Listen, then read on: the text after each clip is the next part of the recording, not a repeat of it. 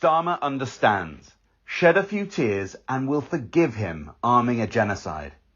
All Cabinet Minister Heidi Alexander needed to do was sound upset at the harrowing and sickening images out of Gaza, and she won a round of applause from the audience. By Jonathan Cook.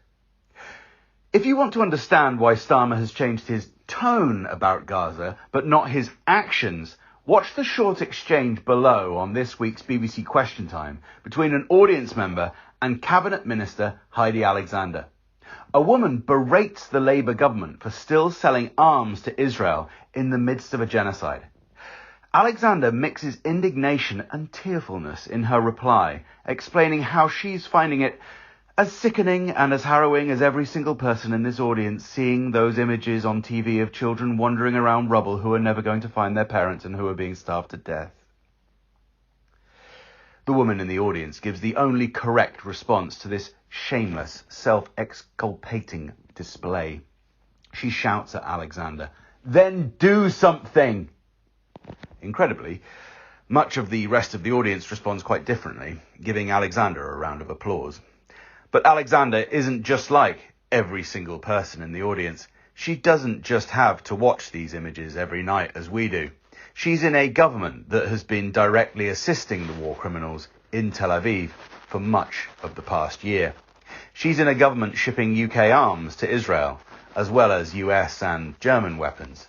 She's in a government approving surveillance flights from an RAF base in Cyprus to help Israel bomb those children's homes into rubble.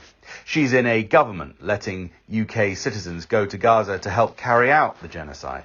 She's in a government still trading with Israel. She's in a government refusing to recognise Palestine.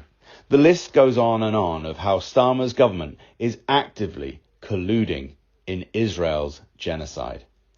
If Alexander really feels so upset by the images out of Gaza, she can indeed do something. She can resign and make clear why she's resigning. She can bring pressure to bear on her own government in a way none of the rest of us can. Instead, she sheds crocodile tears and, like fools, we applaud her.